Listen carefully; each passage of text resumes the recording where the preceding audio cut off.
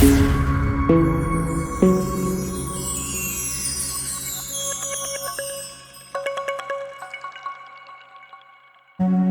ঠিক 2:33। ঘড়ির কাঁটা থমকে গেল। রফিক প্রথম দিকে ব্যাপারটা তেমন আমলে নেয়নি। পুরনো ঘড়ি একটু গোলমাল থাকতেই পারে, কিন্তু 3 দিন ধরে একই ঘটনা ঘটতে থাকলে কৌতূহল আর অস্বস্তি একসঙ্গে মাথাচাড়া দিয়ে উঠল। ঘড়িটা সে কিনেছিল পুরনো জিনিসপত্রের দোকান থেকে, পুরনো ঢাকার এক সরু গলিতে।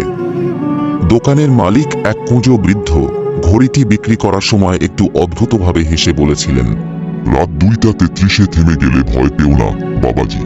সেদিন কথাটা তেমন গায়ে মাখেনি রফিক। এখন মনে হচ্ছে বৃদ্ধ কিছু জানত। চতুর্থ রাতে ঘড়িটি আবার থেমে গেল।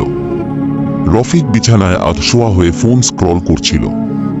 হঠাৎ খেয়াল করল তার ঘরের আয়নায় একটা ছায়ামূর্তি ভেসে উঠেছে। তার বুকের ভেতর কেমন একটা ধক করে উঠল। সে ধীরে ধীরে তাকাল আয়নার দিকে।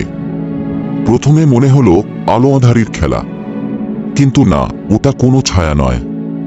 আয়নায় সে নিজেকে দেখতে পাচ্ছে, কিন্তু তার প্রতিবিম্ব একটু বদলে গেছে।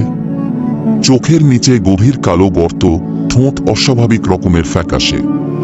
সবচেয়ে ভয়ের ব্যাপার, আয়নার রফিক হাসছে, কিন্তু বাস্তবের রফিক তো হাসেনি।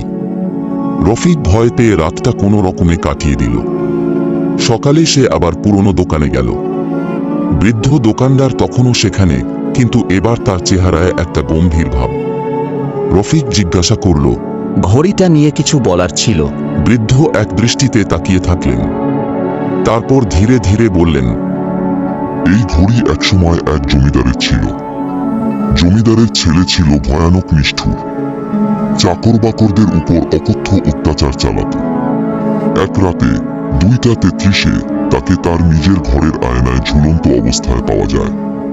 তার মৃত্যুর পর থেকে ঘড়িটা ওই সময়ই থেমে যায়, আর আয়নায়। বৃদ্ধ থেমে গেলেন। রফিক গিলে ফেলল, আর আয়নায় কি? বৃদ্ধ কেবল বললেন, তোমাকে সাবধানে থাকতে হবে। সেই রাতেও ঘড়ি থামল ঠিক 2:33।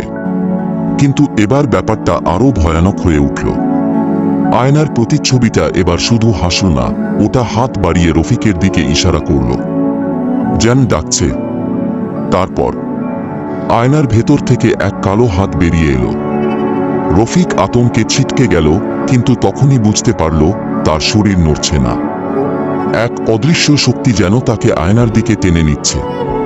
তার শ্বাস আটকে আসছে, গলা দিয়ে কোনো শব্দ বের হচ্ছে না।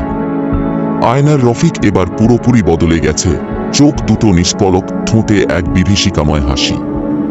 এক মুহূর্ত পর চারপাশের সবকিছু ঘোলা হয়ে গেল। পরদিন সকালে রফিকের ঘরে কেউ তাকে দেখতে পেল না, কিন্তু তার ঘরের আয়নায় একটা নতুন প্রতিচ্ছবি দেখা গেল। একজন ফ্যাকাশে চেহারার মানুষ, যার চোখ দুটো গভীর কালো গর্তের মতো। ঘড়ি তখনও থেমে আছে, রাত 2:33।